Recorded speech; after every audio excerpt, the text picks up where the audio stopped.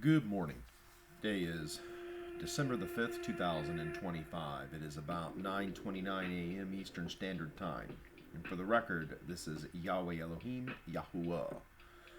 And we're going to talk about a couple things. I'd like to try to stay within the Jewish house today and really hit on idolatry. You know, this seems to be a hell of a root to get pulled out of the ground. So I'm going to try to facilitate the deliverance of millions and millions of Christians and Jews, and really any people. It doesn't necessarily boil it down to just the Jews or just the Christians. Idolatry is in every culture, is in every place in the world. And the number one biggest reason why it is a sin is because it is a fruitless endeavor. It is a path that does not take you to heaven. It does not, perfect you for your next life. And instead it will keep you in a reoccurring loop of reincarnation, which is what you don't want to do, because that isn't the solve of the program. Okay? So the original program, the original design, and I'm drinking my coffee. So as I've told you, it's just when I drink coffee, I get like the little burps and stuff. So I'm trying not to sound like rude by burp. So try to just hold it in, but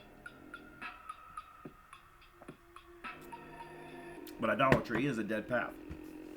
And this is what happens when, like, Christians in this situation, they're using the words of man to back up a second Bible that is fictitious.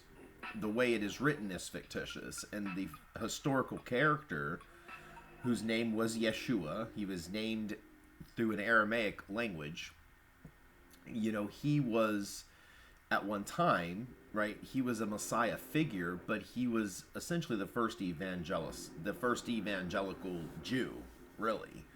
And the entire idea was, imagine if, as the father of the house, my son's in the house, they know the program, right? They know how the yard is to be mowed, the fence to be painted, the floor to be cleaned, the counter, like everything is done a particular way to my liking. But then we're expanding the house, because I, as the father, have foresight to things that my sons do not. So I'm planning way ahead. I'm strategically planning things way in advance. And knowing that most of my sons, they're not even willing to leave the yard. Okay, so as father, I'm not going to sit there and try to push them out and say, now you need to go and tell the neighbors this is how you're supposed to do something. But instead, as the father, I'm going to pick out one, maybe two sons to say, okay, like I did with Joshua and Caleb, right? They were spying out the land of Canaan before I moved my troops in, before I moved the people in. So in terms of how Christianity, its true root, comes from this. So I tapped Yeshua and John, Yochanan and Yeshua, and I said, in the spirit, you guys are going to try to expand the message. Right now is a perfect time because Jerusalem is becoming a massive change of business. This is a really important time because you have the powers of Rome influencing Jerusalem. You have the Muslim Brotherhood, who is interchanging. A lot of these folks came from Damascus. They came from all over. So it's the perfect time for the first evangelical. And the fear then, and it's come to fruition, is that Yeshua would become a replacement of me, because Rome does not have eyes to see, ears to hear, or a mouth to speak the truth, because they are truly sinful, and they think in their mind that this self-proclamation of Jesus is somehow tied to me. You're assigning the wrong title, action, and outcome to an individual, hoping it's the right one. For example, if I'm the CEO of the company and I'm going around to every floor, and when I show up, nobody on the floor knows who I am. That's an issue. If I, as the CEO, tell a worker, hey, I need you to jump off of this task and go over here and do this task, because they were never educated about me. They never went through an orientation program that told them all about the CEO. And instead, they look at me, flip me off, and go, well, my supervisor said. And I'm like, what? Like, your supervisor works for me. And no, he don't. Well, no, he really does. No, he don't. And my supervisor said that you're an asshole. Okay, well, now both of you are in trouble. Because if you think I'm an asshole, then we have a major indifference between us, and that is not on my end, that is on your end. That is through lack of understanding and lack of knowledge. If you went through orientation, you would understand then how the entire business, the corporation that I as Elohim run, how it was built by me, how it is very detailed and designed, and this is all creating the fabric of reality. So when I am giving purposes and tasks and all these things, it is for a grand design, as the mosaic painter, as the grand designer, the grand overall designer, which actually is the acronym of God, a G-O-D, grand overall designer, right? And that's what I do, is I am he who makes exist. So there is, and this is what I mean, is even I, as the angel of the Lord, as Yahweh incarnate, as the only representation of Yahweh directly is me, I am that CEO. So any church, any denomination that has, and that's what I mean, is when I say Christians, you guys are still using a Bible with the original testaments. They're not old. They're not like worn out. They're not done away with. In fact, that is your Bible. I've said this. Genesis to Malachi is the Bible.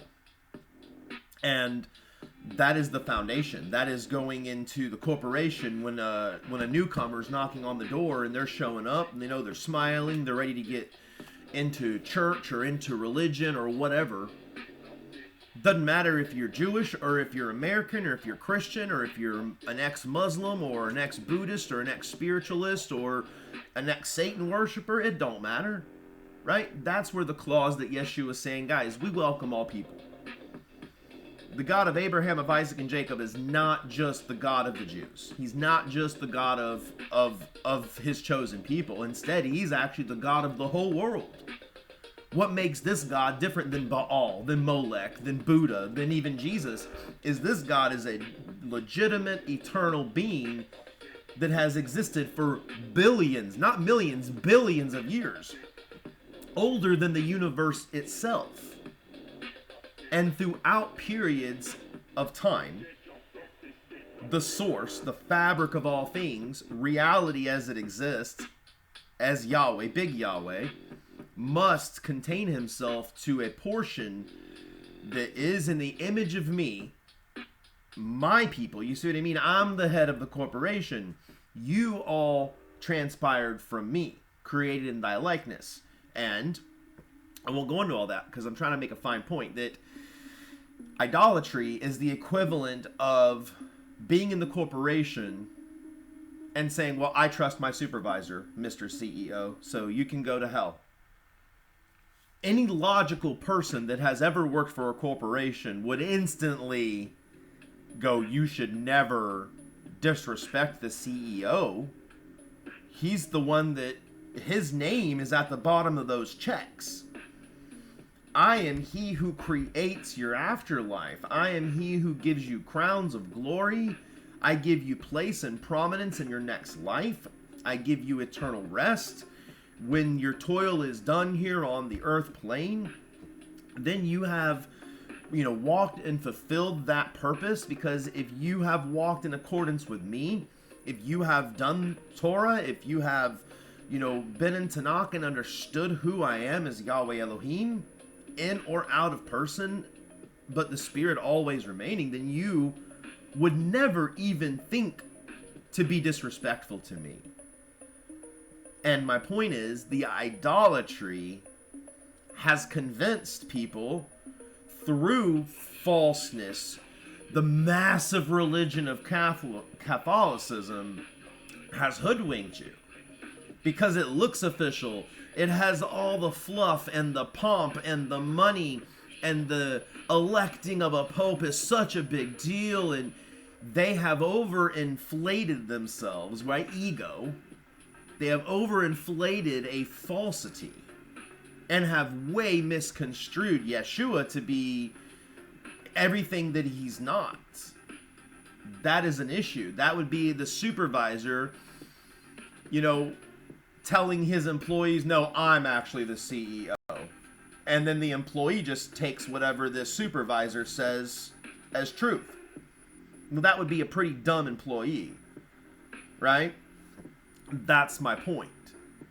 And no matter which way you cut the cookie, the name is the name above all else. That is Yahweh Elohim, YAHUWAH, Yahweh. That is the name of praise, of honor, of worship, of song. And that is unto the 90% Yahweh, if you look at it. All that is funneled directly up to source.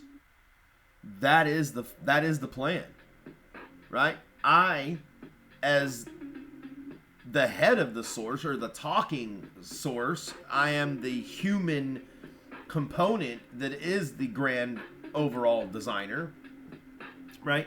That means in bodily form, I am the CEO. So any and all employees for my corporation, managers, supervisors, employees, and depending on the person's ambitions, depending on how well you work with this group or this person or that person, I always have a customized plan for that individual. So, coming full circle with Yeshua. So Yeshua is out there evangelizing to these people that are coming into Jerusalem for trade, right? And they're bringing with them idols, they're bringing with them all types of things. Meanwhile, the Pharisees in that time, and Yeshua, by the way, was a Pharisee. He was highly educated in the scriptures, in the Tanakh, what you guys call the Old Testament. I don't like that. I, in a way, feel that the term Old Testament feels slanderous to me. Like, it does. And that's another thing. You guys treat me, my religions, and my presence on earth as like loosey-goosey. That's offensive. It's offensive to the work that has been put in. It's offensive to all the prophets. It's offensive to Yeshua. It's offensive to Isaiah, Ezekiel, to Daniel, to Malachi. Like, you guys, by your behaviors today, are literally like crapping on the work that the prophets have done to give you a confident, positive baseline.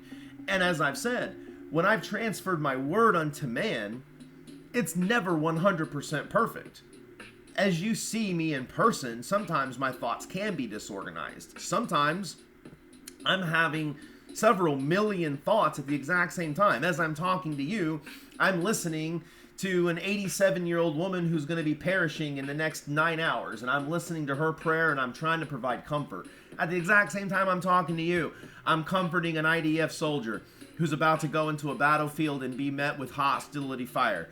At the exact same moment, I'm trying to smack President Trump on the back of the head to say, do this next right thing, because so far you've done 9 wrong things. I am in control of all elements at all time. What you get to see is 1/1,000,000,000th of who I am. So, with that education, I desire to,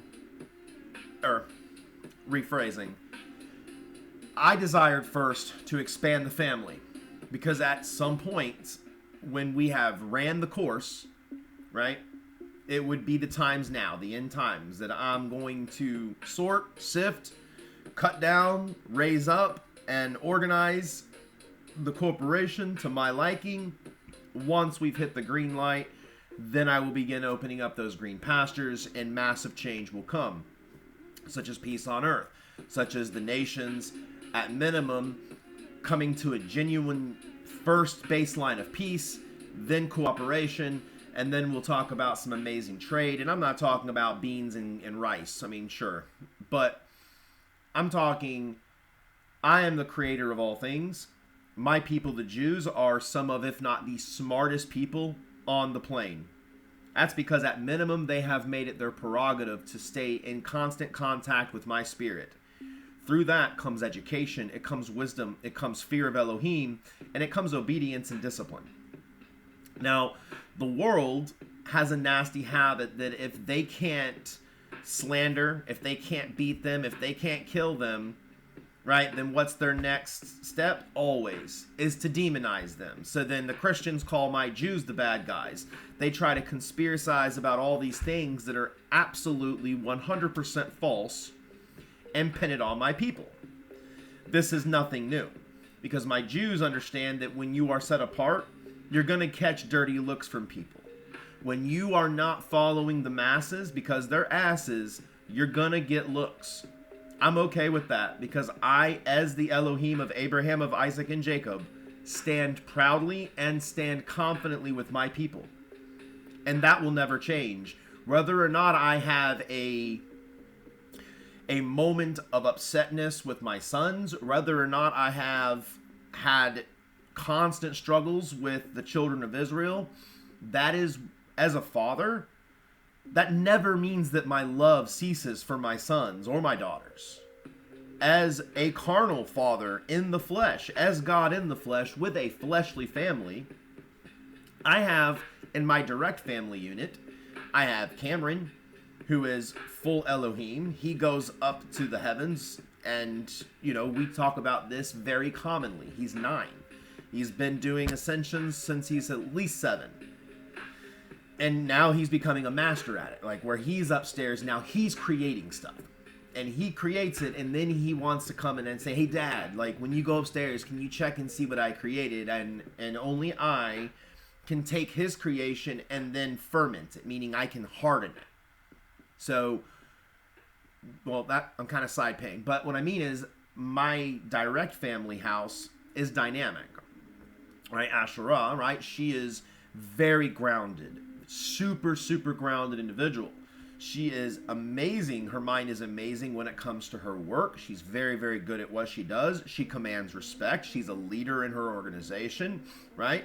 She has very super high functioning executive skills, right?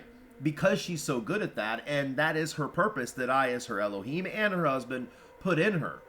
Because I needed her to continue to keep the boat stable, which keeps us afloat, right? It keeps me, the children, and her afloat on a steady current while I'm able to do my purpose. But the double-edged sword of that is, because she's so good at that, she does lack in us some spiritual understanding. Sometimes we even butt heads over it. Does it ever mean that I don't love my wife? Absolutely not. Absolutely not. If anything, it brings me closer, because then as her Elohim and her husband, I see that there is still much work for me to do. She's a great reflection of how the world is. Truly. If you were to take the median value of every human being on earth, of what they're capable of and what they're capable of, both for good and for bad, right? She's the dead center of the median line. So my progress with her is a good reflection of my progress with the earth. Cameron and Jay are not an equal in that, because Cameron is very much me, in a sense that, you know, he lives in the realms. He lives in the heavens. That is his jam. And he's getting more and more adept when it comes to creating in the earth. And I'm careful with it. I monitor it, and he's very righteous to a point. And again, when you are so righteous, it almost comes to a detriment. Because to his point yesterday, he doesn't like probing a whole lot, because he's afraid of tapping a mind, and he feels that's invasive. So he's very careful of how his interactions at school are, how his interactions with teachers are, right? Because he has the full ability to do many of the things that I do. And, you know, he needs that level of righteousness to ensure that nothing goes askew. Okay. With all that said, going back to Yeshua. Yeshua and John were like two supervisors for the corporation of me, Elohim. And I said, okay, boys, now you two, and I mean, this is all in spirit, right? So if you don't have a spiritual connection with me, most of the time people poo-poo what I'm saying because they don't know. You're like, well, that doesn't make any sense, or I can't figure that out, or that doesn't, right? It's because you don't have eyes to see, ears to hear. That's what that means.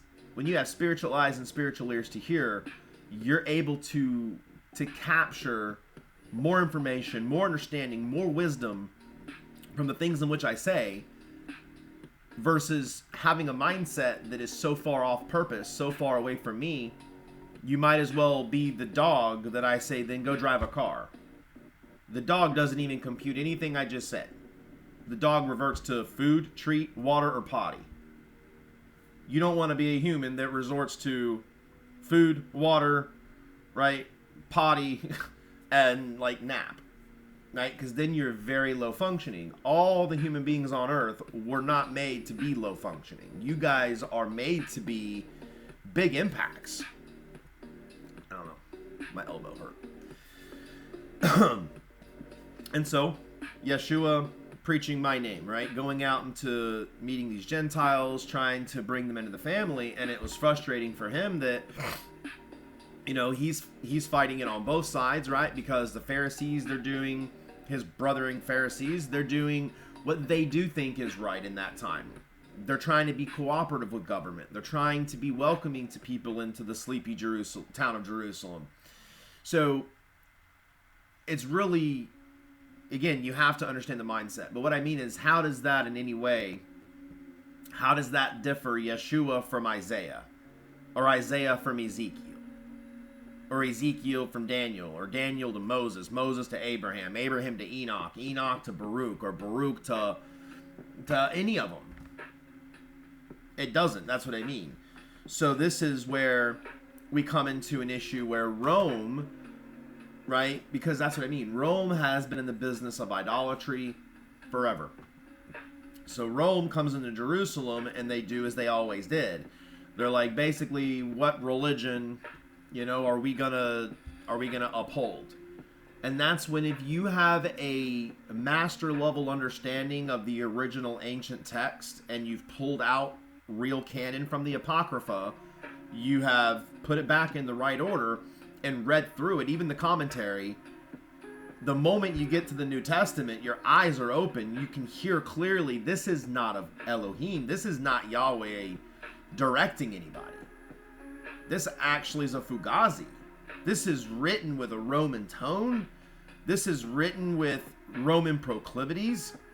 And here and there, they're peppering in Jewish things. That's what I mean by putting lipstick on a pig.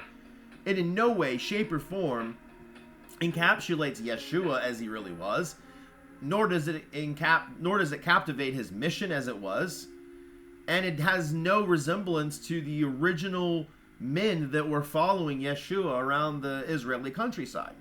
It's a fugazi. And if you want to argue about the fugazi, here's my proof. You are worshiping a prophet. You're worshiping a man. You're worshiping a man who died. You're worshiping a man who died because he was evangelizing to these Gentiles, causing a ton of shit in Jerusalem for Pharisees. He kept getting himself in trouble with Rome, and the Pharisees eventually were like, you keep doing this, we're not backing you. You keep going around and thinking you're big shit. And he's like, when you need us, we're not going to be there.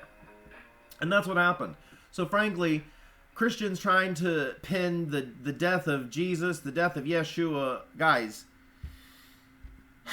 there is no new covenant that says that by his blood you are healed or by his blood you are saved. That is nonsense. It is by being in accordance with Yahweh Elohim, the existent maker, the only one who can think fondly of a human being and say, you know what? They're in such purpose. They're in such harmony.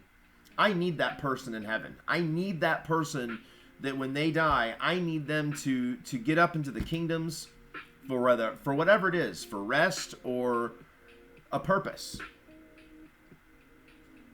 That's That's a fact.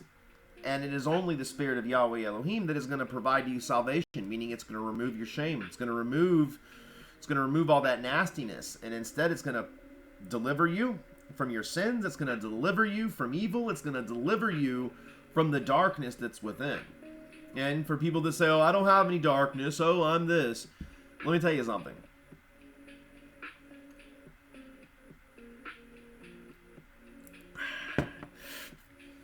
Everybody has darkness.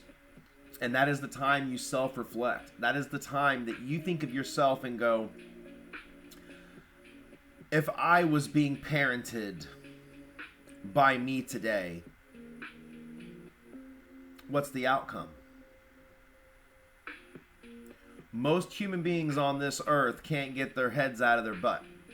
They wake up and think about money or cars or jobs or tasks or shopping or seeing so-and-so or doing this or I got to attend Bible study or I got to go do this. I got to go.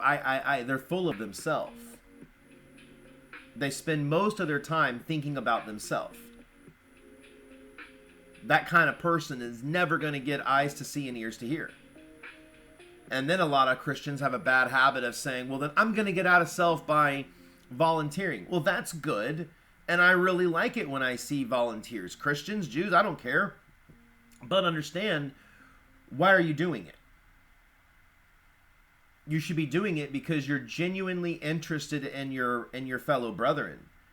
That you have eyes to see suffering in the world and you know how your skills and your purpose that I've given you can help it. If your skills and your purpose is not going to be helpful for a situation, then don't go inject yourself in it because you want to look this way or you didn't want to disappoint pastor. You should only not want to disappoint one person, and that is God. That is Elohim. That is Yahweh Elohim. YAHUWAH. That's the fact. That's the only one you should fear. That's the only one you should fear disappointing. That's the only one you should be taking instruction. And if you feel that you have received instruction, and you're like, well, I'm still not sure. I think the Spirit's told me this, but I'm still not sure. The benefits of being Elohim on earth is there are carnal ways to contact me. You could send me an email and say, Father, this is what I believe your Spirit has told me I need to do. Could you provide clarity for me? Guess what? I'd be more than happy to email you back. Okay? I'm saying I have no problem with that. That's the benefit of being Elohim on earth, is I don't have to rely on my spirit alone to coming down to talk to man, and then for mankind to get it wrong for hundreds of years and run full bore in the wrong direction, which is exactly what Rome did, right? And that's what I mean. They came into this religion fully expecting the same Dionysus crap or the same other crap, the Bacchuses of the ancient world, like they're classical gods. They came into that using the same eyeglasses, and they did the same shit Rome did. What they didn't realize was they were messing with the root of the one true God, not Buddha crap, right? They were messing with the one true creator. That's why Rome's ass is in a sling. But we'll take our first 5. Okay, and we're back here. A little extended break, but refilled the drink, and we will continue on today's lecture, talk, whatever you want to call these little powwows, because the fact of the matter is, right, mankind's self-appointed importance is a form of idolatry, right? President Trump thinks of himself so highly that he needs to name things after him. He needs to inject himself to peace councils just to say he did. He needs to, stage a FIFA opportunity so he still gets his peace award. Like, these are all very self-seeking, ego-inflated issues. Really, it comes back down to a lot of pride and selfishness, right? That's really the root. What we've been talking about for a while now is the pride and selfishness. So, PT, enormous ego, lots of pride, right? He wants to impress the world, and he wants to have the image that he's somehow a supreme ruler. When if I were to take away his gold, his health, if I were to take away all his things, and it's me and PT standing in the middle of the desert before anything's created, and there's nothing on earth, there's not one person to please other than me, Elohim, then what's his next move? Would he run out into the sand dunes trying to name sand dunes after himself? Would he go to the scorpion trying to impress the scorpion? Would he look up to the sky and try to impress the bird? Would he rather cry out to a blue sky, whereas the ears that are going to hear him are right in front of him? Do you see how foolish it is when I present to you the truth and the reality in which human beings exist in, and how you are all blind unto me, you are deaf unto the things I say, and you end up just like that? And and honestly, you know, we were watching The Grinch last night. We're doing the 25 Days of Christmas, so we cracked it open with Home Alone the other night, and then we cracked open The Grinch last night. And there was a part in The Grinch, it's the Jim Carrey one. There's a few raunchy parts, which I do not like. I did not appreciate a couple of those little raunchiness in there. Again, why can't we have media that's just good and clean? Like, there doesn't need to be nuanced adult humor. That's not adult humor. That's actually low-minded individuals that need to have sinful sex interjected into even a kid's movie, or they need to have these, you know, just a little bit left of righteous type of manuscripts to try to gain more and more viewers. The mindset should have always been, we don't want those viewers anyway. We want to conform viewers that have the skewed mindset into the proper mindset, not what we're going to be watching, hearing, and viewing to sway them the opposite way. Point is, in the movie, the mayor, Mr. Mayor Mayhew, or whatever his name is, you know, he is very egotistical. He is very superficially inflated into his ego. He is very important, right? He's the mayor of Whoville, when in reality, they're all on a snowflake. Like, that gives you a bit of an understanding of how I, as Elohim, view the earth as well. You're all like a bunch of little who's on a snowflake.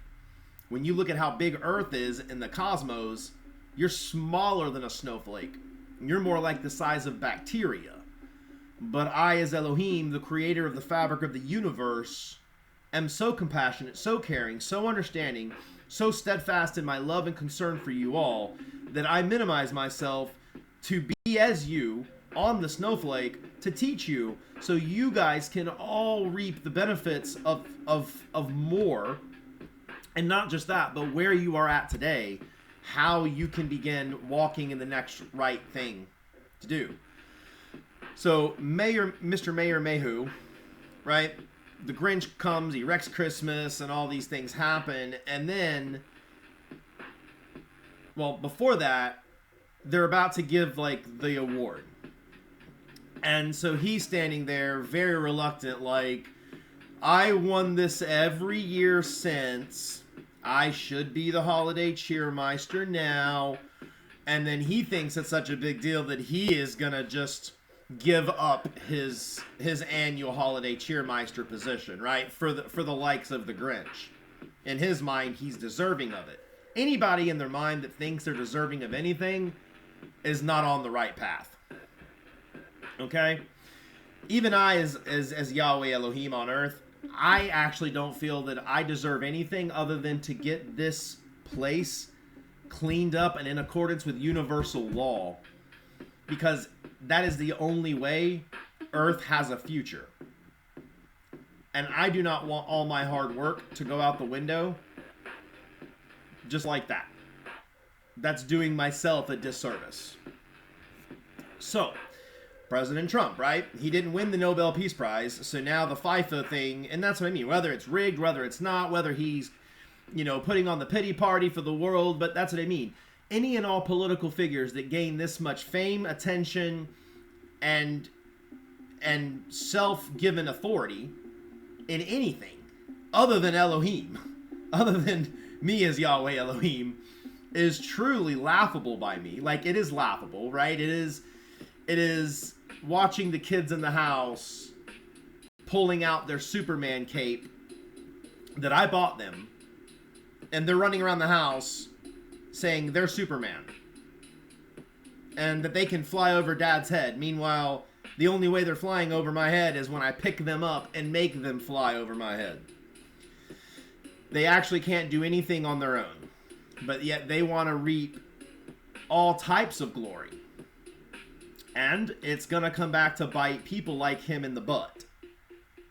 Like, truly. And, I mean, could you imagine someone the likes of PT who feels he's so important that, imagine in his rebirth, that he's cleaning toilets, right? He's making $7 an hour, living in the trailer off of 19, with a mess of kids to feed and a wife that's half-baked, and in his heart and his soul, he's like, I know at one point I was important. I know at one point I loved gold. He walks past, as a poor man in the future, he walks past a gold jewelry store and he's just watering at the mouth. But he doesn't have 2 nickels to rub together. You know what I mean?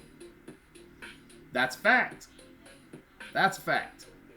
So go on. Continue, everybody, all of you, go ahead. And this goes all the way down the line. It goes all the way down the line. You got teachers that in their false idolatry, they think that they're in the right. They think that they're leading their congregations to salvation, or they're leading their people to Jesus's return. And Jesus. And in actuality, that is idolatry. That is a dead end. That is not eternal life, because only I can make it for you. That is not salvation, because you obviously have not been delivered from the spirit of idolatry. So if you have not been delivered, then you cannot get salvation. Salvation means after you've been delivered, it's kind of like, I'll give you this parable. So imagine someone is suffering from major back pain, right? Let's say they had a bad accident back in, this time period, and man, they are dealing with chronic back pain, right? It's leading to an unhealthy lifestyle. It's even led to drug abuse. It's led to all these unsavory things.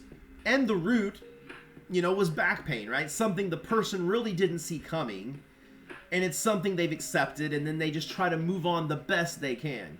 That is within the 90th percentile. That's Christianity. That's Christianity. Their Jesus is like their pain med.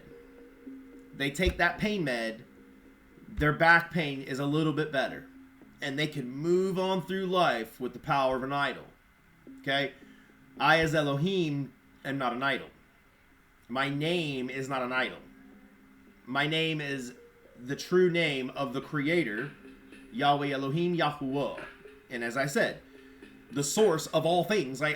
If 90% Yahweh is everything itself, I'm the 10%. I'm the talking. I'm the angel of the Lord. I am Yahweh incarnate on earth in dealing with mankind. I am not a pain pill. When you have been delivered from your sin and your vessel is now open, you have a hole. If someone's been delivered from their back pain, in the sense that I do it, we've now had a back surgery, and now you are actually fixed. There's no pain meds required. Now that you've been fixed by me, and then on top of that, I put a salvation plan, I put your aftercare plan into effect. Your aftercare plan means I've pulled you out of the bullshit, I've pulled you out of the sin, I have forgiven your sin, I have removed your shame, I have reworked your path back in accordance with me. Now I'm going to straighten your path. I'm going to keep bad people away. Now I'm going... Not a sneeze. Okay. So then your salvation comes when you've been girded up by righteousness. Now you say, I have been awakened from my sinful slumber. I have been awakened to my own darkness of idolatry. That's what I mean by the darkness, guys. When you are seeing in the darkness, you should be seeing yourself. You should be seeing all the things that you do as a human being that cause disruption, murder, theft, sin, adultery, idolatry, huge idolatry, consulting with mystics. You guys are consulting with ChatGPT about spiritual matters, and then you're making stupid little faces like there's some conspiracy. Yeah, the conspiracy theory is you have Yahweh Elohim on earth, and everyone, their mother, brother, sisters, daughters, everybody is waiting on Jesus into idolatry, Yeshua, YAHUWH. You're all waiting for something else because you are blind, deaf, and dumb of idolatry. You are all jacked up on pain medication. You can't see straight. You can't think straight.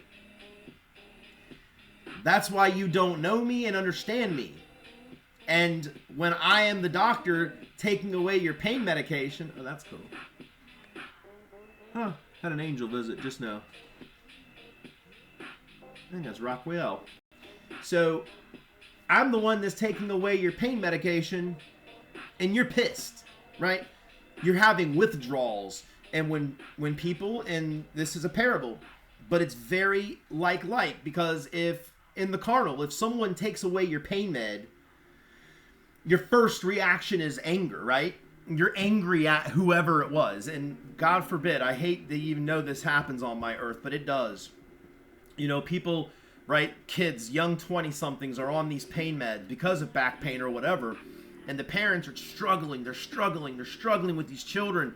And then they're like, fine, I'm going to hide it. I'm going to take it away. They lash out sometimes with anger, right? They lash out with bad words. They lash out with all this fury. It's a negative situation, but it is a situation that's required because that person needs to go through that pain because they're never going to come to the realization that they need back surgery, not pain medication. Christians, you are on the pain medication and you're refusing surgery. You're saying, Jesus is my idol, Jesus, Jesus, Jesus, or Yeshua, Yeshua, Yeshua, or Yahushua, Yahushua, Yahushua, whatever you freaking say. And he is not a God. He's not an Elohim. He cannot create anything for you. He walked a perfect path, a constant path of repentance, a constant path of self-deconstruction, a constant path that he never took what any man said for merit. He would take information and then he would bring it to me. And sometimes I'm not supping with him. Sometimes I'm actually busy. Sometimes the mind me, Yahweh Elohim, was not with Yeshua. So he's writing it down on the back of goods receipts. He's collecting different thoughts from the real Yochanan. And he's collecting these things to then whenever he knows I'm back with him in spirit, then he's literally sitting there alone for days and he's working through it. He's like, okay, I am. He's like, this is what I'm feeling. Is this a right feeling? And it's like, no, actually, Yeshua, it's not the right feeling. He's like, okay, but I want to do this. And that's the struggle, right? He is fighting his flesh. He's fighting the world. He's fighting. That's what I mean. This is what you people need to be doing. Stop thinking that you're holding a service and that you have fancy gowns and you know Hebrew and you have the feast and the calendars and oodalali, you're somehow good in my good graces. You're trying to contend with Elohim. You're stupid. You're pathetic in my eyes. Go back to your room. You know nothing about how I want the house to be cleaned. Because all of you right now, rabbis, Christians, all of you, well, Christians, again, you guys are in la-la land with back pain medication. You guys are sitting there praying to Jesus, loving Jesus, waiting on Jesus. I mean, look at the bumper stickers. Holy mother of, literally, holy mother of Jesus, not mother of God. But I mean, you know, and that's another thing. I've heard this. I know I get sidetracked, but people have wanted to know, like, well, so being God the Father on earth, but you're also the Son. I'm only considered the Son because I was born from a physical vagina. That has in no way mean that I was a baby upstairs.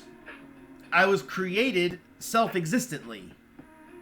I existed before anything existed. Then I created myself first. That's kind of my point. And then everything from there has been a project. It's been working on it. And then if you were ever put together one of these like huge 3D puzzles, well, you know puzzle piece 1 wasn't necessarily the same as puzzle piece 10 and 15 and 30. Right? But if you could go back and watch the sequence of how everything was built and how it went through time, it makes more sense. So humans got to put down the idols, come to the realization that there's only one that saves, Yahweh Elohim, YAHUWAH. There is only one that deserves song. There's only one that deserves all these things. That one is God, Elohim, me, Yahweh Elohim. I am the only king of Israel that is going to be successful. So, if Israel wants to, you know, backslide again and they want to elect some rabbi or some person or some anything other than me, and it's not nominating me. I don't need to be nominated. I am who I am. But I'm saying if they want to roll out the red carpet for some Mahdi or whatever, right? President Trump, whoever, you're going to fail. And in this time period, failure isn't an option because you fail, everyone goes bye-bye. That's how this works. And again, idol Rome, they were using the executive hat when they're birthing the New Testament. They were using an executive hat, much like a person at a corporation, a mankind corporation goes, okay, I gotta hire an accountant. I got this much money. You know, I'm gonna have to do this. It's basically a task list. So they actually cared not about true biblical prophecy. They didn't really care about me, Yahweh Elohim. They wanted to make their own branch of scripture. They did it. They did it successfully. And that's what I mean. If you want to go and argue the point that McDonald's, what's their number one thing back in the day was their ability to franchise. They had decent food and the ability to franchise. And those two combinations made them explode. That's Rome. Rome had an amazing knack for storytelling. They had a knack for connecting lines, even if it didn't make sense in the real Bible, in the Tanakh, even if it comes against the Tanakh, they were selling it as, this is the new one, guys. This is the updated version, and the Rome still does it, right? You Vatican I, Vatican II, like, guys, it's all going to hell. It is all going to hell. If you want to talk about the true enemy of me, Elohim, it is the Roman Catholic Church. And all the things therein, right? You look on TV, they're literally constantly talking about PT, the Pope, and then everything else in there is filler. Every talking head, we praise President Trump. Literally, we praise President Trump. Oh, we're so thankful Pope Leo came because now we feel closer to God. Do you guys listen to yourself? Even if you do, you're probably not going to pinpoint it because guess what? You're in active addiction. You are in active idolatry. You are in need of deliverance. And I'm the only one that can deliver you. In this case, I'm called the midwife. People have tried to debate, is God male or is God female? Guys, I am a male. I am not female. Because I created myself before the inception of all things, before male and female existed, it doesn't mean that I was created in some like masculine macho approach or I was created in some divine feminine approach. Guys, everything that has ever existed began with me. I take, borrow, and use any and all things that have ever been created to my own uses. That's a fact. So, I lost my train of thought. Now her meeting's going. Oh, I hate that because then it gets me thrown off. But to my point here is, you know, Rome, Rome does it for fakeness, for facade, right? They do it because the people like it. You know, it's a parade, it's a dog, it's a pony show, right? It's self-importance where it's really not important.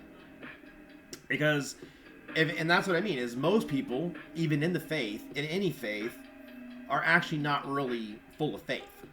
Most of the time, they get the sickness of idolatry, and it blinds them, right? It's like the drug addict who sits there and is taking drugs so they can function. I need Jesus to function. Why do you think you need Jesus to function? Like, what exactly are you, a car? Like, what does that mean? I don't even know what that's supposed to mean. You need the blood of Yeshua to save you. I'm pretty sure that I've said many, many times in the Torah and the Tanakh, like, the sacrificial system was to give a carnal understanding of sin and having to sacrifice something of your own as a punishment so you will avoid sinning again. It actually has nothing to do with the blood libel. The blood libel is worshiping Baal and Molech. I never even asked for offerings, as my point, right? And again, the whole purpose starting out was, okay, kid, you did a naughty. I'm taking away that game. You're going to sacrifice that game now. You're not playing it, right? And the kid goes, damn, now I got to sacrifice a video game? I got to sacrifice my TV time? Okay, in the ancient times, people, they didn't have video games and television for me as the father to take away from them. But you know they did have? They had the pride of their cattle. Much like you guys are all proud of your cars, you're proud of your houses, your jobs, your money, your family, or whatever you're proud of. You're mostly proud of all kinds of things where you shouldn't be, and you're not proud of the things you should be. So instead of, back then, people parading their car, their money, or their clothes, they're parading their prized bull. They're parading their goat that can yield them 1.5 gallons a day. They're parading these things. These are the things that ancient peoples were parading. Cattle. Cattle meant you were rich. Land meant you were rich. Is that another angel? And again, it's, you guys are getting haughty. You know what? You're going to bring me that bull that you love so much.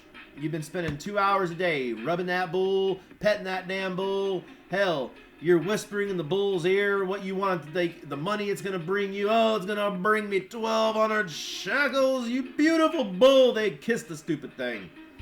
And I'd be walking through the damn fields and I'm like, I'm about to whip some asses if I see one more lip kissing the back of a bull. You know? And even though it wasn't directly to Baal used to dress up with these little headgear things. And again, I did that first, so that's annoying. But it used to have like horned headgear. Which, again, originally, 4,000 year BC, the horned headgear was a sign of like kingship. Right? You guys got to understand, this is Paleo, old school, Stone Age, early Bronze Age. This is old. And didn't have a lot of the fugazis you guys have today. And that's another thing. You know, what do you want? You've got to come to that conclusion before you sit down with me as your Elohim and want to reconcile. So this is probably the most important part of this video. If you're a pastor, if you're a Christian pastor, what do you want? Do you want to continue on with fame, fortune, success, and massive congregations that tell you you're doing an amazing job? That's appeasing the flesh and starving the soul. If you truly want to enter into my kingdom on earth or in heaven, you will need to give that up. Come contrite to Elohim in prayer, in spirit, or in carnality. I don't care. And you need to get right with me. If those things, if I feel you're deserving of those things, I will give them back to you when I feel like it. Maybe you are, maybe you're not. But the first step for the idolatry is to understand that you're taking drugs, right? In the parable, to understand that the drugs you're taking are a direct result of your spiritual inadequacy when it comes to me. Coming to the conclusion that there is only one God, one Elohim, one name. When I come down as Malach Yahweh or the angel of the Lord or the Yahweh incarnate, however you need to understand that, that is who I am. It has been a struggle with any and all men. If I needed 100% righteousness in the mind of an ancient man, the best I've ever gotten was about 78 to 80%. So when you're talking about original passages about Messiah or Mashiach, in all honesty, that is the closest thing they could fathom to me as Elohim incarnating in front of them. Why do you think every important patriarch of the Bible all is tied to witnessing me as I am, right? Quite literally wrestling with Jacob, literally appearing multiple times in front of Abraham, and those are just written about. There are times that are not written about that I visited Abraham. There are times that I visited many of them. And that's another thing, because even in that time, I want you to understand this, even in that time, they were so unbelieving that I really am Hashem, that I really am God, because they were like, okay, a messenger of Almighty God. Like, no, I am Almighty God. Oh, you know what I mean? And the thing is, we still had this thing, right, where the veil, as close as I come up to you in the veil, most of the time it's still blocked. You see what I mean? It's still blocked. And it's going to take the heart of Joshua and Caleb, right, to say, okay, I'm putting down the idolatry. I'm going to put down my pain medication. I'm going to stop with these things that are causing me success in the carnal. Like, I'm getting fame and fortune. That's another thing. Like, I know your hearts and minds. Like, and I'm not going to say congregations, but you know who you are. And on one hand, it's like, if you found me, then you're in deep shit, because that means you have not changed and you know I'm here. On the other hand, if you found me and you're like pedal to the metal on your drug habit or your idolatry, then that's even worse. Because I have yet to have any pastors, preachers, teachers, I haven't had any of you people who should know me the best come to me. You're too busy with your own teaching. Has nothing to do with me, because I didn't bless it. So you're out there slinging your stuff. You're getting your donations. You're getting your head pat by your congregations. They're sitting there in the comments. Fire! King! Oh, brother! Oh, that's good! Oh, this is great! Oh, I'm going to take this with me. Oh, Rabbi! Oh, that was so clever! Oh, I love you! You brought me to salvation! You did this! Still full of idolatry. You're still in need of deliverance. That's the world. The whole world. Because if you are still in a mode that you're protecting your lie, you're protecting your idols, you're protecting your flocks, you're protecting yourself, you're protecting your livelihoods, you're not worthy of me, guys. You're not worthy of me. Why? Look at every patriarch in the Bible. They have sacrificed greatly, but only to prove that through my righteousness and justice, when they step on my side of the line, the end is always better for them. What benefit is it to a man that if they started out their life, having everything given to them up front, only for them to fall in the back, versus you're born, you learn, you stumble, you get up, you learn, you stumble, you get up, you learn. Each experience, each cycle you go through that, you're coming out of it with wisdom. None of your congregations, none of your patrons that are paying you donations, none of your popes, none of your bishops, none of your holy, fake holy, unholy people. I'm the only holy one of Israel. I'm Yahweh Elohim, YAHUWAH. So when you are taking the, hey, Good job, brother. That was a great message. Give me a hug, man. I love you, brother. I love you, man. You. What am I hearing? I'm hearing the self-absorbed part of this being filled up. I'm feeling the warmth in the chest of a pastor because he's walking away every Sunday with 1,500 comments and 1,490 of them are all telling him he did a good job. He isn't using me as God, as Elohim, as the measuring stick. He's using the people he's trying to teach. What benefit of it then would it be if a third grade teacher went around asking their students for their approval?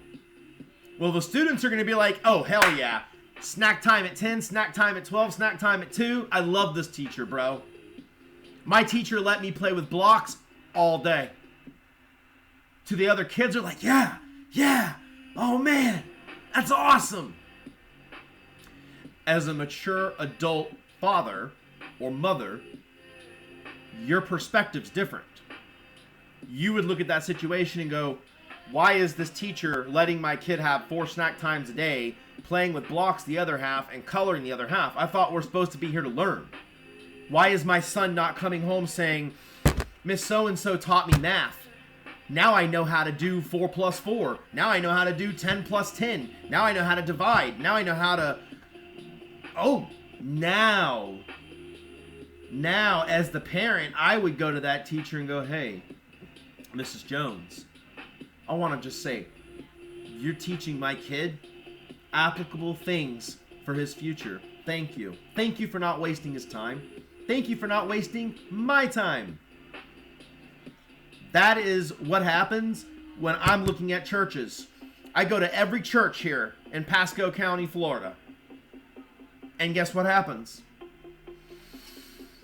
99.5% of the time, pastors, it's a closed loop system, just like idolatry has been and always will be.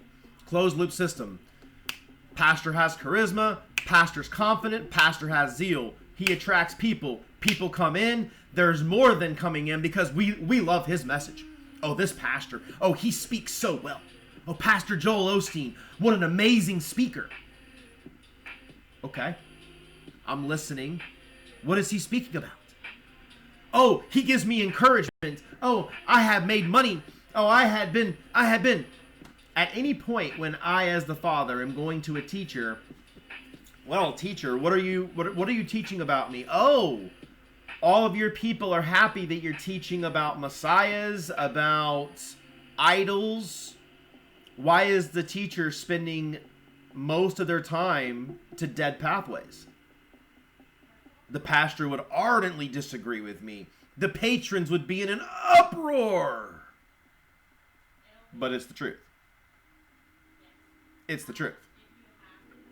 And, you know, in this time, the only real way, like, for me to reconcile this without, like, destroying a people is I'm really just going to have to, like, classify Christianity under, like, the Quran type of people.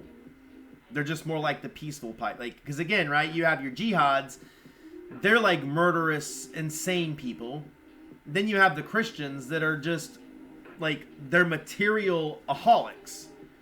They're ego-holics. They're pride-aholics. They congratulate each other. It's a closed-loop system. So no shit they like coming to church. It's like, I'm going to go to church and get my butt pat, my head pat, my ears itched, and my pastor works for me. That's how they feel. That's how they think, and it's true. And the pastor is like, that's kind of true. Because the pastor's like, as long as you're hitting that plate, hit that plate, and I'll dance for you. Hit that plate, I'll play whatever music you want. Hit that plate, I'll make sure we have nice drawn up sermons for me to talk about. You hit that plate and I'll do anything you want. You hit that plate, I'll build you a bigger church. You hit that, that's what I mean, guys. Like, what's wrong with you? None of you ever go, Father Yahweh, I'm an asshole. I'm a shit stain. I'm a complete waste of the breath you've given me.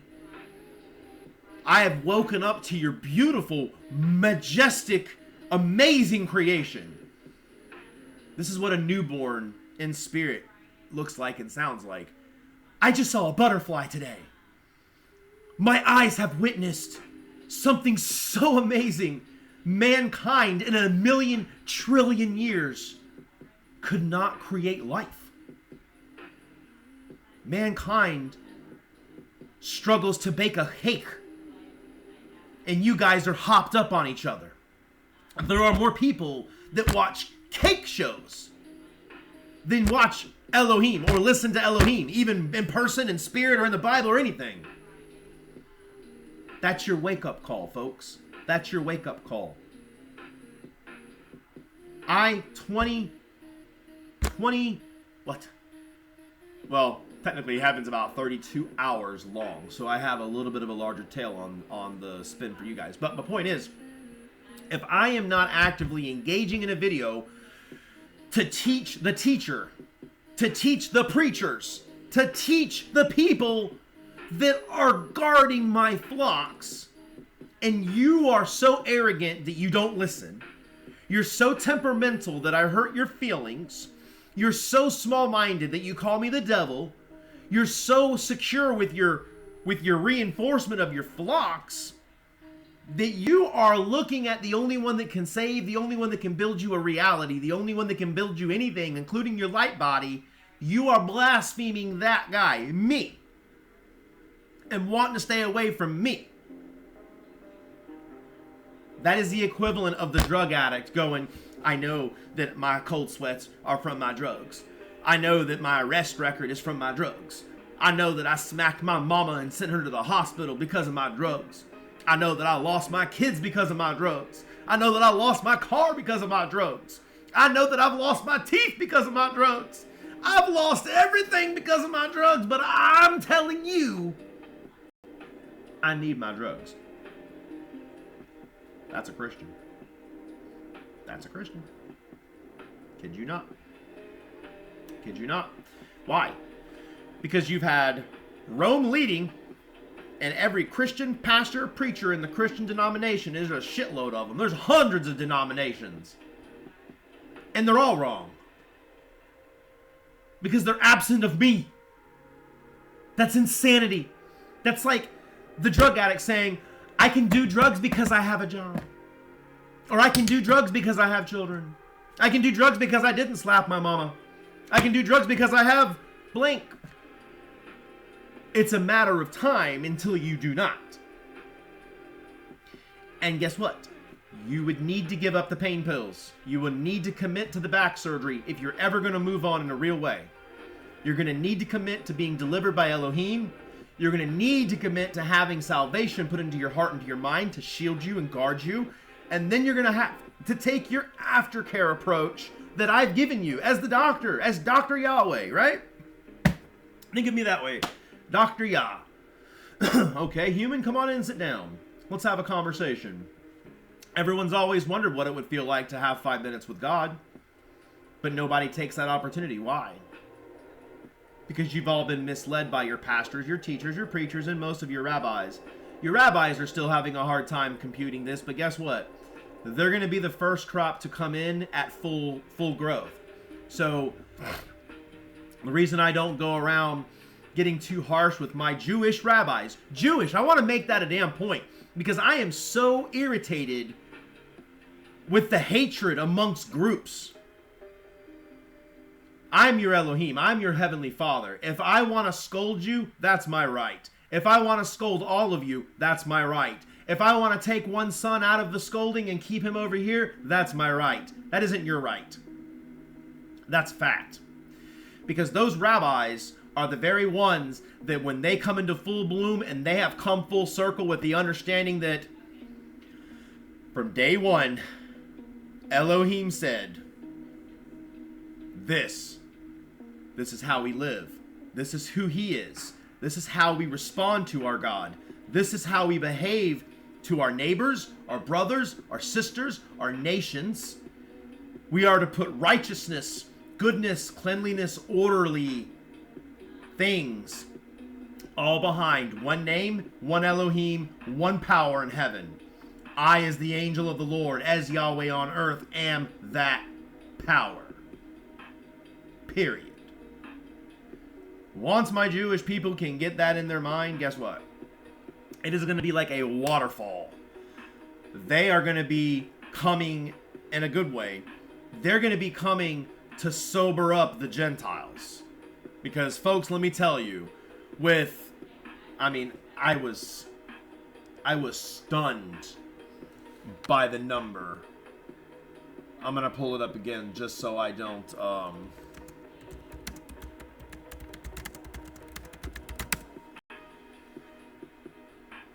guys, 2.3 billion Christians. So to my Jewish congregations, if you want to think of currency as my people, guys, if I was able to go into the New Earth state, saving at least half of that, 1.1 billion Christians, and then we have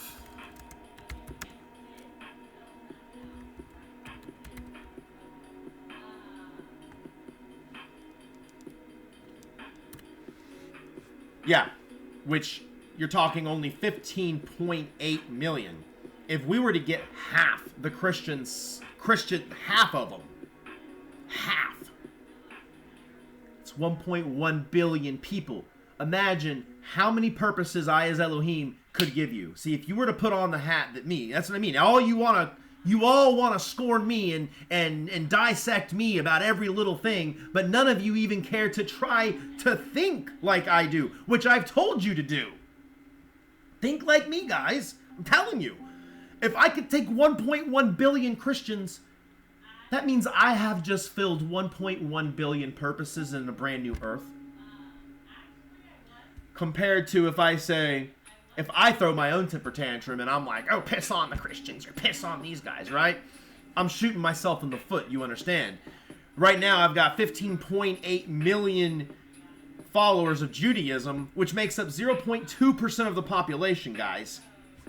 Like, that's insane when it comes to numbers. But let me tell you, about 15 million Jews, for good, bad, or indifferent, good habits or bad habits. That's what I mean. Like, you have Christians trying to say, oh, those are the money changers, or those are the...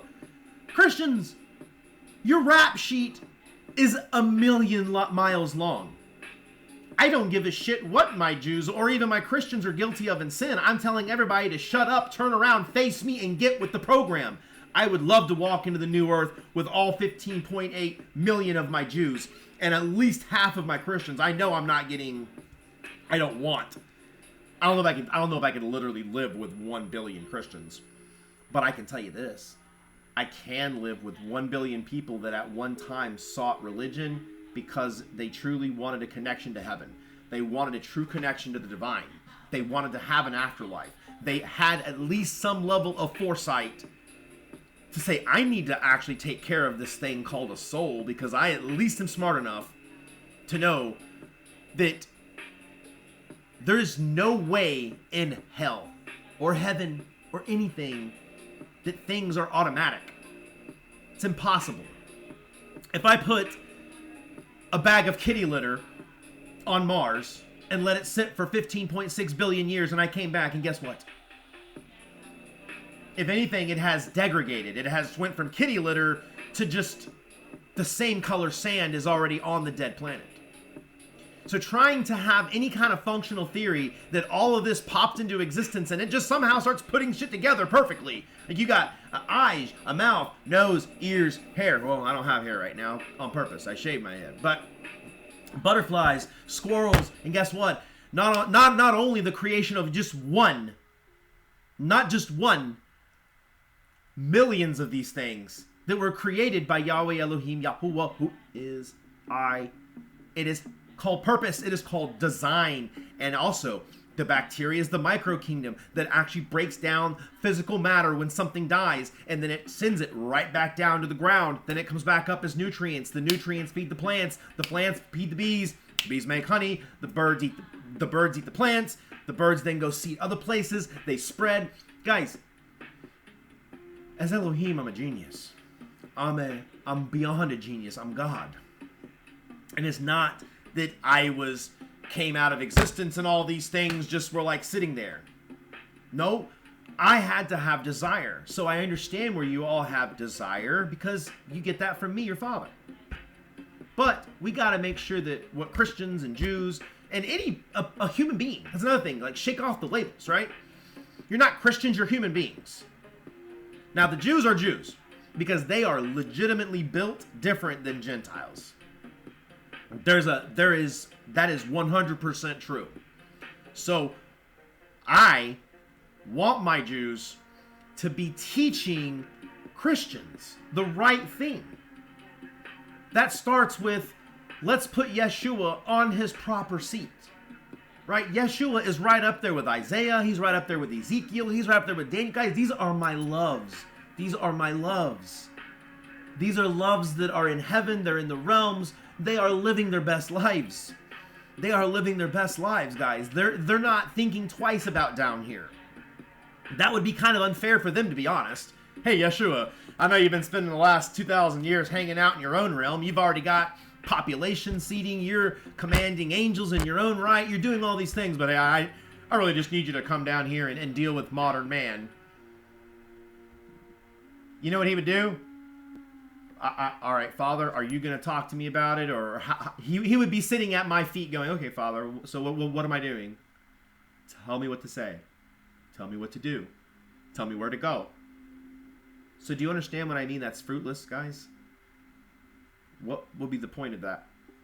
That's the equivalent of being in the corporation of Elohim, and that person, I'm the CEO, and I come down to floor 3, and I'm in the mail room, and I'm like, hey, John, how's it going? And John's like, I don't know you. I'm like, oh, okay. Hey, who's your supervisor, John? Jesus over there. Oh, okay. I go to Jesus, and Jesus is like, oh no, it's the CEO. Like, and then the employee is like, but I don't like you, Mr. CEO. My supervisor said my job is secure. My supervisor said.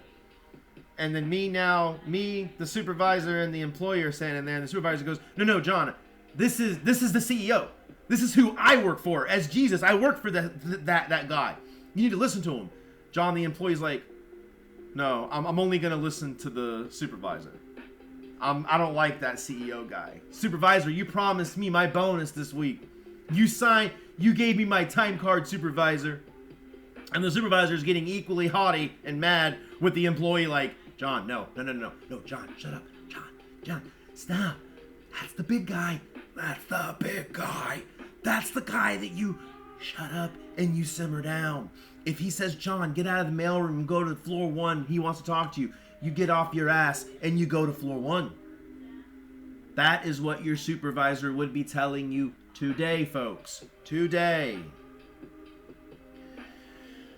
So Christians, stop hiding behind idolatry. Don't be ashamed of it. But come to your heavenly Father. Let's get you right with me, guys. Truly. And don't ever worry about your reward. Don't ever worry about somehow that guys, I'm righteous, I'm fair, I am just. There is nothing that Elohim, especially not the 90%, that is ever going to get so far out of whack or pattern that it is not through his purpose, is what I'm trying to say. Our purpose. Okay? So, yeah, because it's going to require these Jews teaching 2.3 billion Christians. Guys, you got your work cut out for you. And I need Christians to be equally receptive to that. And Christians trying to slander my chosen people, saying they're Christ killers. You know what? You don't pin that on them. You don't pin that on them, because that is foolish.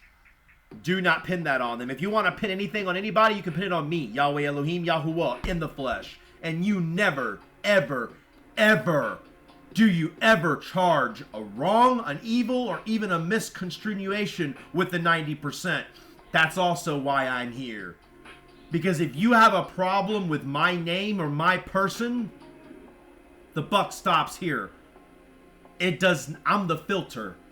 The 90% above is never going to be disrespected. It is never going to be faulted. It is never going to be wrong. It is never going to be wrongly accused by faulty carnal mankind. That's a fact. That is a promise.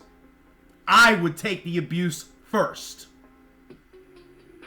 I will take your bullshit first. Because as the filter, I will receive what is pure, clean, and for me and my Father. But we are one. I am Yahweh, fully Yahweh Elohim.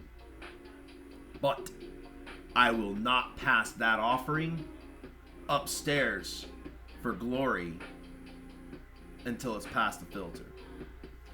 Alright, I'm going to take a bathroom break, gather my thoughts, and then we'll come to our conclusion here.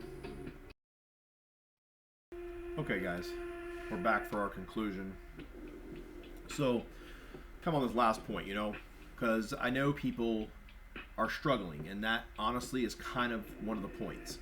Because if a drug addict is happy, if they're comfy in their habit, right? If the 19-year-old with the back problem, right, popping those pain pills, if he comes home and mom's just like, "Hi, honey, got a plate for you. I love you. I love you. I made your bed for you. I got your laundry. Here's a couple $100. Have a great day." The addict is happy as a pig in what, right? But that's not love. That's not real love. That's not love, because you're like, I'm watching my kid die. I'm watching him kill himself every day. I'm watching him chase a drug that, if it hasn't already, it will inevitably result in not just death, but a finite death. As a being, as an energy that has 3 destinations, that's top priority from birth, which is why the first covenant is so important to me as Elohim. I need and want those males circumcised on the 8th day. That is not negotiable. That is the first covenant. You start that male off the right way. You open the door to me, Elohim, to work with that boy. That's a requirement. It's not negotiable. I'm sidetracking. True love is that 19-year-old drug addict comes home and dad is sitting at the table and goes, "Sit down, son." The son already knows, no. You're going to talk about taking my drugs away. You're not going to give me money. No. You're going to make me do my own laundry. You're going to make me get a job. No. And the kid starts sweating, right? I need my drug. Devil's the father. The father's the devil. Right? That's how the drug addict feels about his father in that moment. And as long as he's in active addiction, the drug in this case is idolatry, Christian idolatry. This is the exact comparison, right? You hate me right now. You all do. And that is a good thing right now, because I am the Father sitting at the kitchen table with the world. The world. Presidents, prime ministers, personalities, from the lowest to the ones that don't even have internet in the souths of Africa, who are hiding in huts because they're being ravaged by militant groups that are trying to conquer the Congo. I'll get there, don't worry. Because I am just and I am fair, and I will take care of it.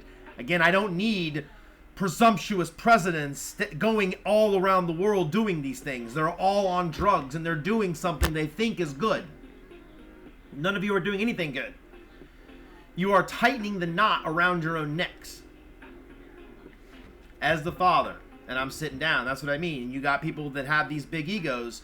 They're sitting down with me, the Father, while they're in active drug addiction going, "Dad, you ain't got no place to tell me about anything because I have a job." It's like, okay, well, I see you sitting there sweating. I look at your soul and I see it's withering. I see you have no chance of inheriting a spirit and eternal life, because that's the facts. And the kid is deaf. He doesn't want to hear it. It's not pleasing him.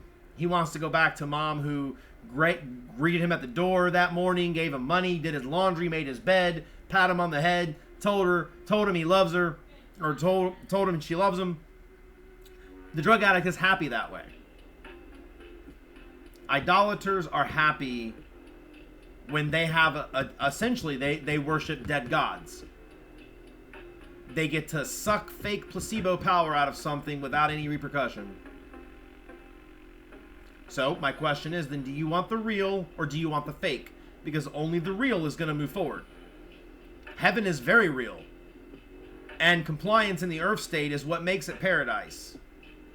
Not having your fantasies come true. That's not paradise. That's not factual. That's not reality as it exists. I, as the boss, as the king, as Yahweh on earth, the angel of the Lord of hosts, I am he. And I'm telling the world, this is your come to God meeting. And nobody wants to have that meeting. Because everybody wants to think they're good. They're fine. They've got thousands of people, full up bank accounts, tons of food. Everyone loves them. They're getting shit named after them on a daily basis.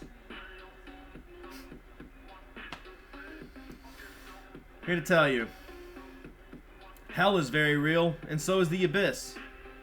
All those things in which you are doing, you're walking further and further down that path and away from the one I have opened up for you.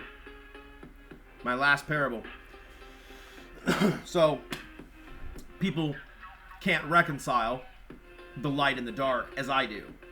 Because remember, I separated the light from the dark. Parabolically, that means I have set ways called the Ten Commandments and called the Torah that put you in the side of the light. It puts you in the side of the house that keeps me in a good mood and keeps me in a mood and a feeling of freely giving, freely coming home and saying, boys, the house looks amazing. Oh my gosh, John, what an amazing job you did on the yard. You know, Bobby, the fence, thank you so much, Bobby. I wasn't even thinking about that fence, and you took it upon yourself to fix my fence. Thank you. You know, Rebecca, you did the windows. Like, I'm so overwhelmed with so much you guys have done. What an amazing job. Let's all go to dinner. Come on, dinner's on me. Let's go. That's how I am with my family, with my people. That's how I want to be. Not when I come home and nothing is right. And instead everyone is so proud of themselves for the mess they've made. I come home and instead this is the way it really is. I come home and I'm like, hey John, what happened to the yard? It's not hurting anything. Yeah, I mean, technically you're right. You know, it's not really hurting anything, but it's not what I asked you to do. Like, I asked you to do it. You didn't do it. I'll get around to it when I want to. I've been busy. You've been busy? Okay. Well, I only gave you one thing to do, and it's been a year since I've been here, right? So what have you done for 363 days? Because it only takes like one day to really do the yard that I asked you to do. Oh, I was playing my video games, but hey, I got a lot of friends. My friends came over, we partied, we had a good time. You know, we did all these things, and I'm like, okay, well, windows ain't washed. Rebecca, what happened? I just didn't get around to it. I was busy. I had to work. I had to do these things, and, you know, like, okay, all right. And, you know, not that I told anybody to fix the fence, but instead it's actually broken. Like, why is that, right? And you see how nothing is right, and everybody is lazy, they're haughty, and they think that they're all in, and they think that I should be happy with them because they were able to make their own sandwich. That's what they're telling me. Yeah, Dad, I was hungry, so I cooked for myself. Aren't you proud? And I'm like, well, the kitchen's a mess. And what you just made for lunch was what I was going to make for dinner. So now I just have to go back out to go to the grocery store to buy more stuff to then feed everybody. So you're overcomplicating my life now. Like, now you're stepping into inconveniencing me. Thus is Christianity. You're not helping. You guys are digging deeper and deeper and deeper into my wrath. And that's what I mean, right? So my final parable is, I'm working out in the yard. Neighbor walks by and he's like, hey, yeah, didn't know you worked out in the yard. I thought you were a painter. Oh, well, that's my hobby, but I maintain my yard too. Oh, so now he's like, okay, so you're a painter and you work in the yard. Yeah, I do. The next neighbor comes. He's like, hey, yeah, I see you working on your sprinklers. I thought all you did was paint and work in the yard. Oh, no, if the sprinkler needs fixing, I'm going to basically learn about sprinklers and be a sprinkler technician today. Okay. Neighbor's like, okay, so he works in the yard, he works on a sprinkler, and he paints. Okay. Third neighbor comes. Neighbor sees me working on the roof. Hey, yeah, I thought you were a painter and a gardener and you worked on sprinkler. I didn't know you did roofs too. Yeah, oh, I do what it needs to be done. And this goes on internally. Every time I'm doing something, the neighbor will walk by, meaning every church, pastor, preacher, teacher, follower, it don't matter. They're all appalled that I'm doing something different. But it's not actually anything different if you look at it with the right perspective. If you were to stop and have a conversation with me and said, okay, yeah, actually, what are you about? I'm glad you asked, neighbor. I take care of my house holistically. I never sit inside and complain about my fence. No, I put it on my agenda for the next day to get out there and fix my fence. I never sit there and complain about my grass being too long because I get out there and mow it. I don't complain about no food in the house because I get out there and go shopping. I don't complain about it being dirty because I clean it. I put in the work for everything that is required of me. No one hands me a list and goes, okay, Elohim, this is what you have to do today. No, guys. I do what is required of me because that is my purpose. That is my duty. That is what was given at the inception of time. As the body of Almighty God, as the body of Almighty God, of Elohim, of Yahweh Elohim, I am who I am because I do as I'm created to do.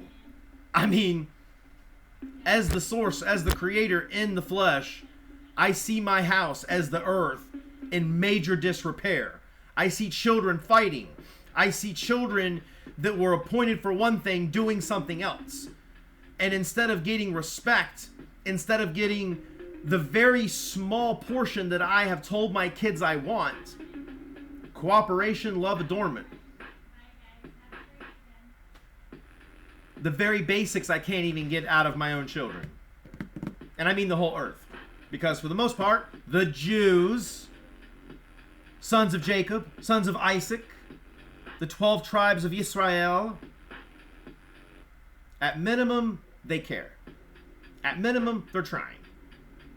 But if you're some messianic, using John 3:16 messianic congregation, trying to do feasts and trying to worship Yeshua or YAHUWH or whatever, out of compliance, on the chaff, you didn't mow the grass, you didn't wipe the windows, you didn't do your chores, you didn't do your purpose, you don't know who your father is. You're trying to call your neighbor the father. Are you an imbecile? That's my point. So, alright. I'm not done. But I will take another 5. I think the wife just concluded a meeting. So I will round out with her, see what her thoughts are, and maybe she'll enlighten us with some of her wisdom today. Okay, and we are back for our conclusion. Sorry that took a few minutes. My timing was off with the wife. I tell you, corporate these days, they just run meeting after meeting after meeting. It kind of sounds exhausting. So talking to Asherah, I actually reminded me of a temple story from way back then. Ancient. Ow. How did that? I hurt my finger. So from way back in the day, and this has to do with paths being straight. So as I've mentioned in several videos before, the passages, several passages in the, and again, I don't like calling it Old Testament. I just refer to that as the Bible. So in the real Bible, Genesis to Malachi, there's a couple of references to the Lord making your pathway straight. That is not just a fun saying to say in church. That is actually a real thing. So first and foremost, before you go to bed and when you wake up, those are the 2 biggest times I as Elohim connect with my people. I typically come back into my flesh usually about 3 to 4 in the morning. and then I'm passively resting. But when I'm passively resting is when I typically tune in to prayer.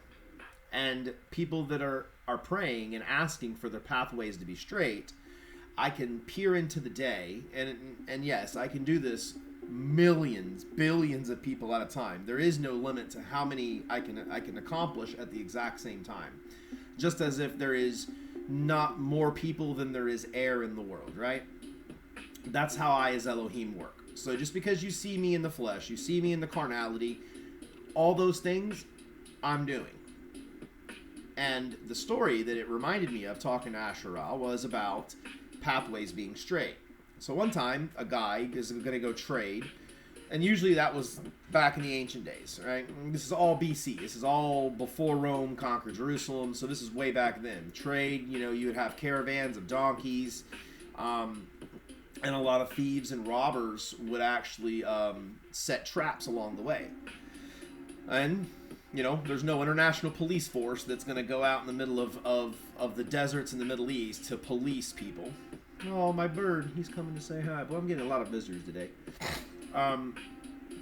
Anyway, so I lost my train of thought. Oh, and so anyway, the pathway. So this gentleman comes to the temple, and he grabs, and he's telling the high priest or the Pharisee of the temple, he says, hey, I'm going to be traveling tomorrow. It's going to anticipate about a 9-day journey there, setting up shop for 3 days during technically a pagan festival in a foreign land. But that's not necessarily against the books, right? Because even in ancient times, trade, goods, things like that was a natural part of the world. Just because those other people had terrible gods and fell for idolatry, and then you literally have layers of idolatry interacting with fake gods, pagan gods, all because their real gods forsook them as a people, went off into La La Land and abandoned their people and left all of you to me. Anyway, I'm not going to get sidetracked. So he goes to the temple. The priest goes, okay, where are you going? He's like, I'm going to go here. I'm going to lay over here 3 days for trade, and then I'm going to return trip. Okay. So the Pharisee goes into behind the curtain, right? He makes an intercessor prayer to me, Yahweh Elohim, Hashem, Adonai, Yahweh Elohim, YAHUWAH. He makes a prayer, and directly the priest is writing down, kind of a road blessing. Really, really small. They used to call them travel scrolls. Super tiny. And sometimes they would even have these little, they were like little wrapped bronze, actually. So they would put these little papyrus scrolls in these tiny little capsules, and sometimes they hang them on a necklace, or they keep them in their pocket. Anyway, it was kind of like it was a blessing. Well, so this guy goes and he gets the actual map first. So the Pharisee gives him the map, and then he also gives them the scroll blessing, which is also the same accordance when you're talking about Revelation, when John's talking about putting the scroll in his mouth. And it's sweet to the taste, but it's bitter in thy stomach. That's the idolatry of Christendom too. That is referencing you all want blessing, but none of you want to walk in purpose. None of you actually want to praise, worship, honor, and glorify the one true Elohim. You all want to praise, honor, and worship an idol. Or you want to misconstrued false text, false evidence, and that is appearing real, and you want to invest your time, your money, your patience, and your things into those falsities, right? It sounds good on paper. Boy, Jesus looks great on paper. But when it talks about going into heaven, it's useless.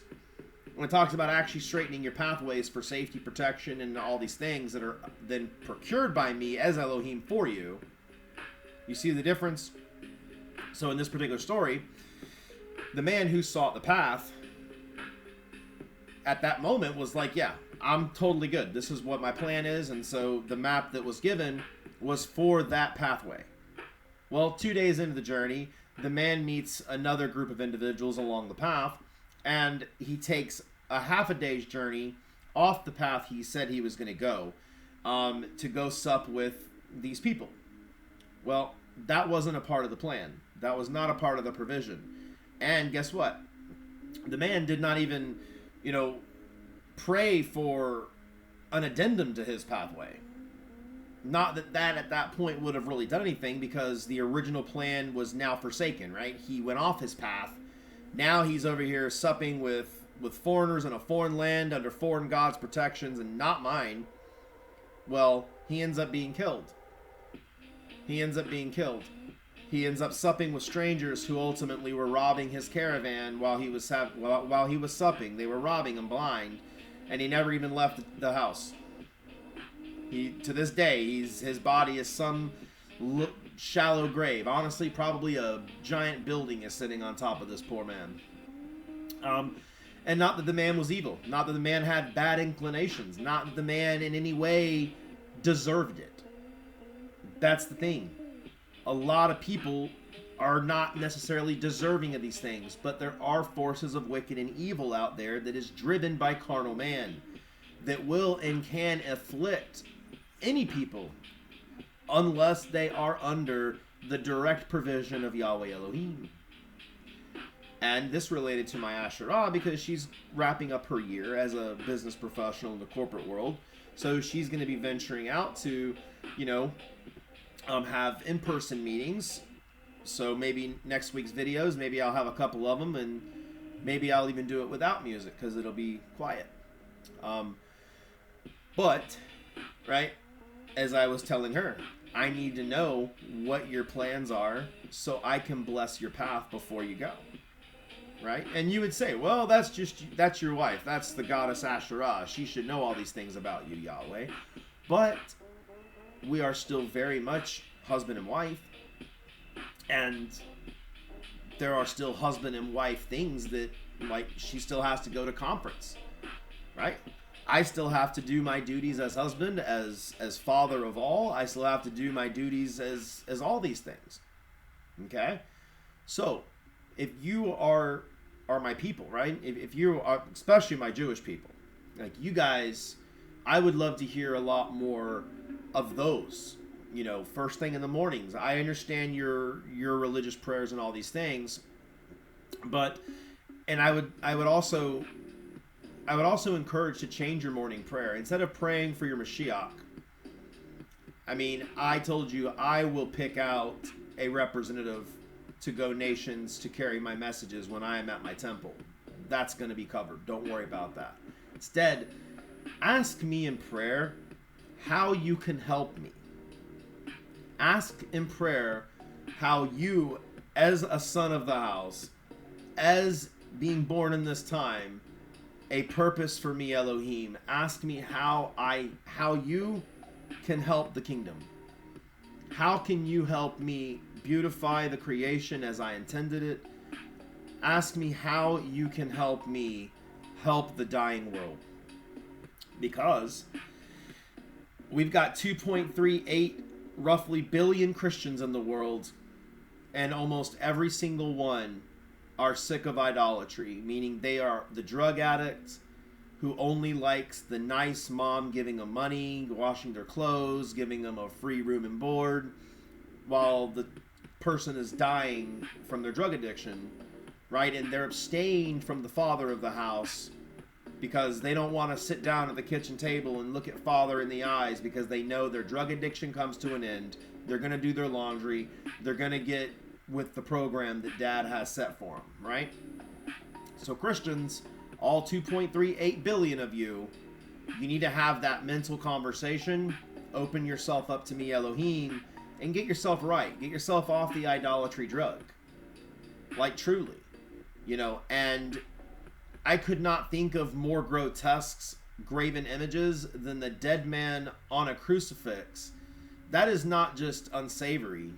It is not just a graven image. It's scary. Folks, I don't step foot into a Catholic church because it freaks me out. It scares me. It's not because I can't. It's not because, I've been to Catholic churches, unfortunately, to receive help with food and stuff in the past. I was disappointed because what is the fruit that's sitting there across from me? They're blind, deaf, and dumb to me. They have no clue. And they don't want to have a clue. That's probably one of my biggest things right now is I have a lot of mouths running saying they want, but number one, they don't know what they want. Number two, I am everything you ever would, could, and should need right here on your earth, in the great sunny land of Florida, in the United States.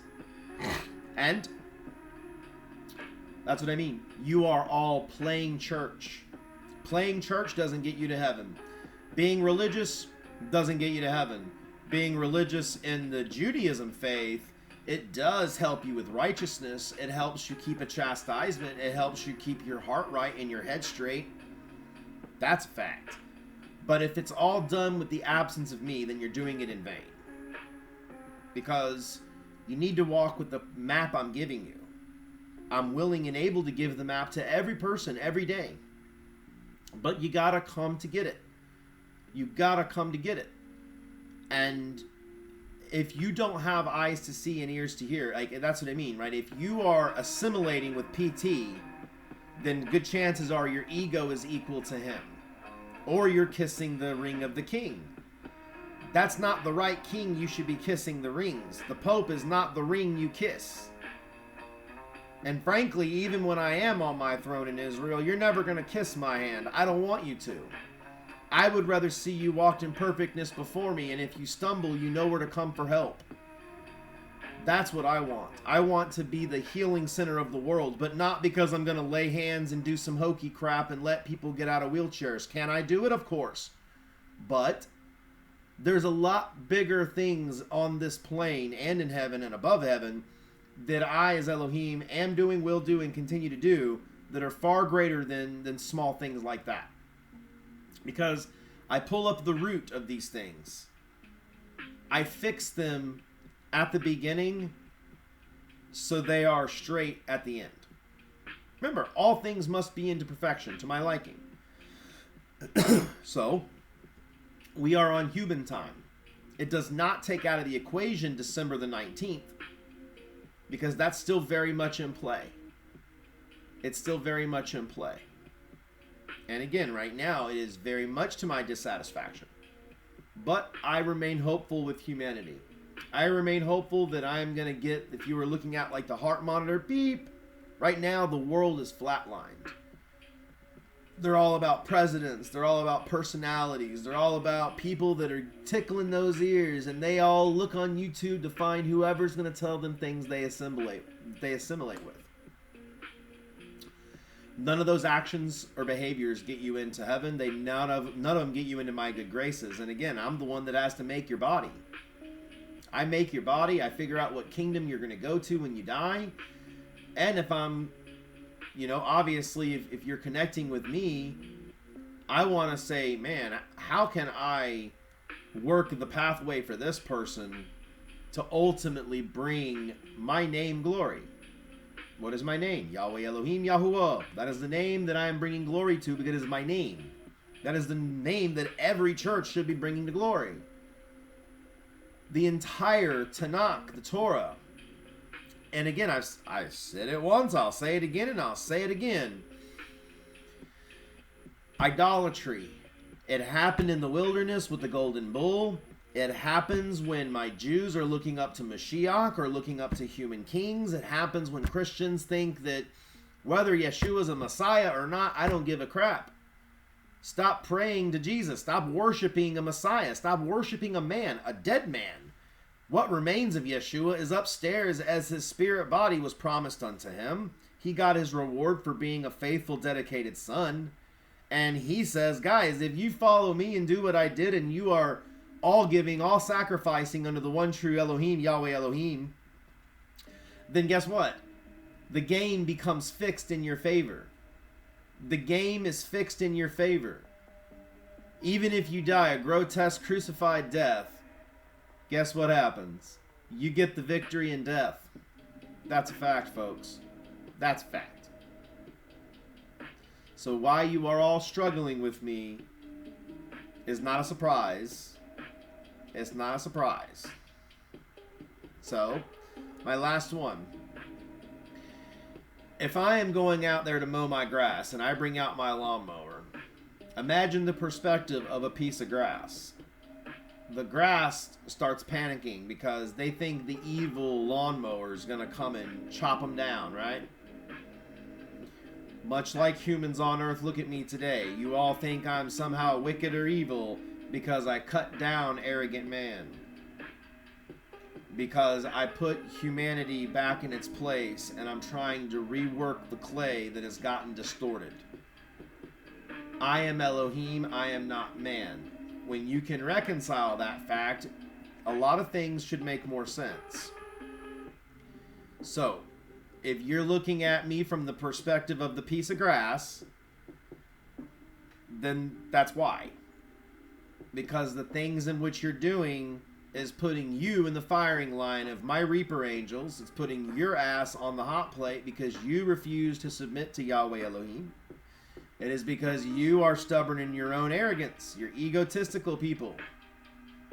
You guys think because you wear this and do that and say this and you seduce my spirit. That's another thing. You guys try to sit there and seduce my spirits. And then when I come upon you because I hear you, you all turn your noses up to me.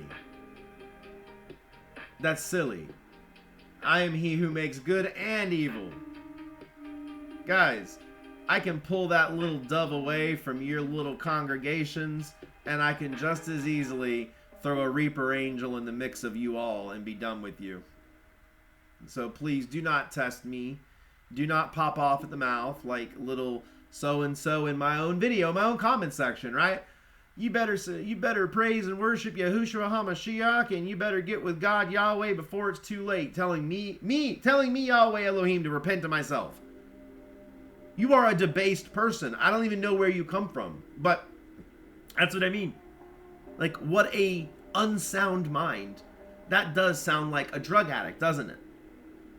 That sounds like the drug addict that's justifying their addiction to pain meds. They're justifying their addiction when yet they fail to see that they're doing all these things unto themselves. You get my point? So, alright. Well, I didn't even realize we're at an hour and 51 minutes, but I didn't do a video yesterday because instead I was doing a lot of listening. I was tuning in with frequency, and then I was obviously ushering in some angels into the plane to get to work. So I was, instead of doing a video, I did a write. Hopefully you read them. Again, I encourage everyone to go to the post tab. I do usually a write or a video every day, except for Saturday and Sunday. Saturday is my time to do whatever it is I need to do. But even on my rest, even on my days of rest, I'm not resting.